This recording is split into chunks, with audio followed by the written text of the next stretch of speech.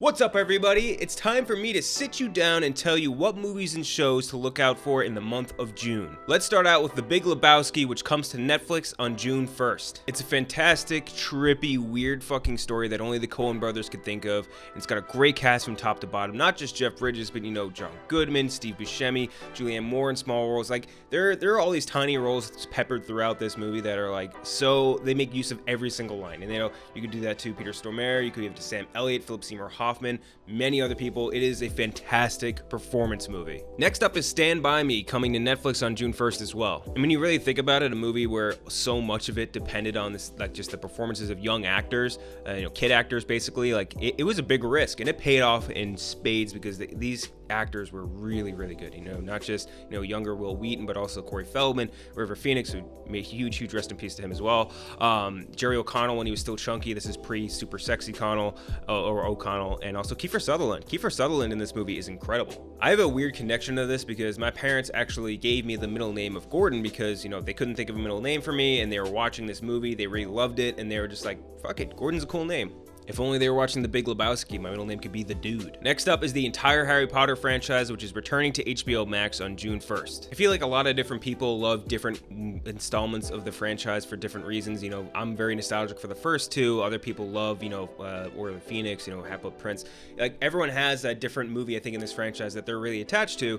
But either way, there's one in here for you if you were a fan of the Harry Potter franchise. And to me, each one of them had like varying quality. So like, I'm not gonna say they're all hit. Some of them definitely were misses for me, but still, nostalgic feeling, great storyline, and just a character you found yourself rooting for in Harry Potter. Next up is In the Heights, which is getting a simultaneous release in theaters and on HBO Max on June 11th. This is obviously based off the play from Lin-Manuel Miranda. He's not directing this, although he does have a small role.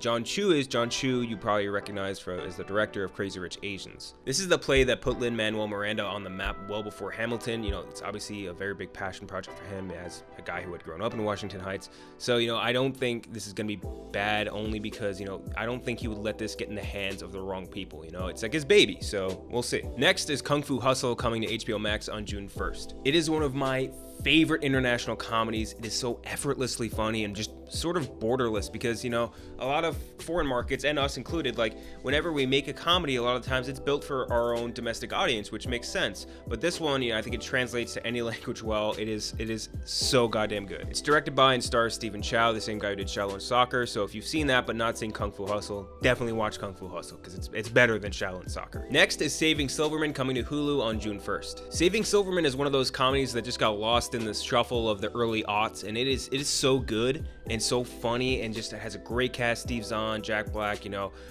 Jason Biggs, Amanda Peet, all these people just coming in and just doing their roles. A very Bill Belichick, do your job. They did their jobs. The whole Neil Diamond subplot of this cracks me up so much, and I find myself always wanting to go back and watch this movie, not just for the nostalgic feeling of watching it when I was younger, but like, I think it is a great time capsule into that point. Next is Hostiles, which is coming to Hulu on June 21st. Hostiles was quietly one of the better movies that came out in 2017, and it didn't get a lot of love or a lot of exposure anywhere. And if you're a fan of like Western movies or Western revisionist to that genre in general, I think you would really enjoy it. This is like a killer cast too. Christian Bale, Rosamund Pike, Wes Studi, Ben Foster, Stephen Lang, Jesse Plemons, Jonathan Majors. Like, there's a lot of people in this, and they all do an incredible job.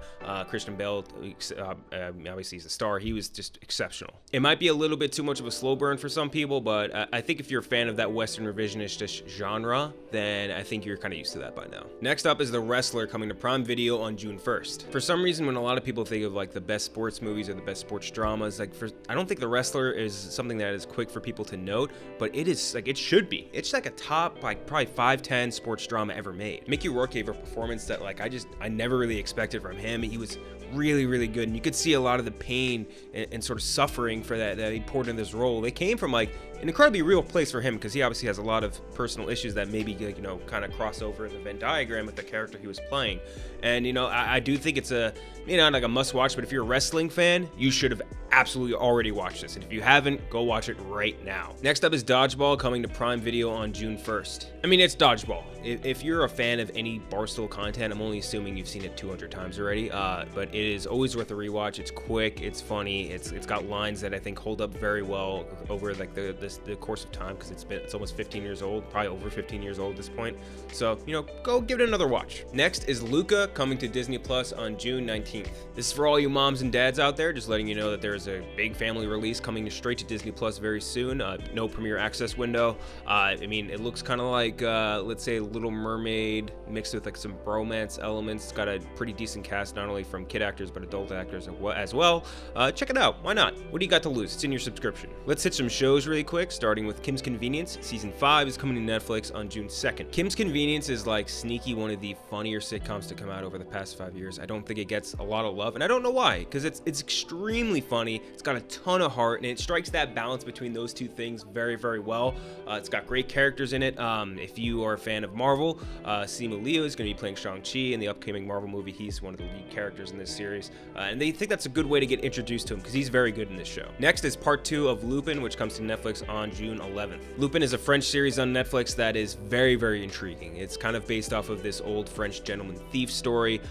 Fantastic cast, really, really good, like sort of heist thrillery vibes to it. I think if you're a fan of that sort of genre, like maybe like Money Heist Bar would be a good example. That's kind of different worlds. But like if you're a fan of heists, thrillers, suspense, and reveals, because this is a great show for reveals, watch this show. In part 2, again, if you guys are fans of the first one, part 2 is about to come out. Next is Dave Season 2, which starts airing on Hulu on June 17th. Dave is a show that really took me by surprise, I think only because I only knew of Dave as like, you know, Little Dicky, the humor rapper, and I was like, maybe this is gonna overextend him a little bit, but like, super, super funny, and the humor is just really well built for like the late millennial, early Zoomer stage of people. So if you're in that area, you're gonna really like this. Next is Billions. Season 4 starts on Amazon Prime on June 9th. This show is like sharp as a whip. The dialogue is so fucking good in this. Like Sorkian is the wrong way to put it, but like you're really gonna enjoy, I think, a lot of the way that this show pans out. Great twist, great drama, and awesome back and forth between Damian Lewis and Paul Giamatti. Lastly is Loki, which comes to Disney Plus, the first episode, on June 9th.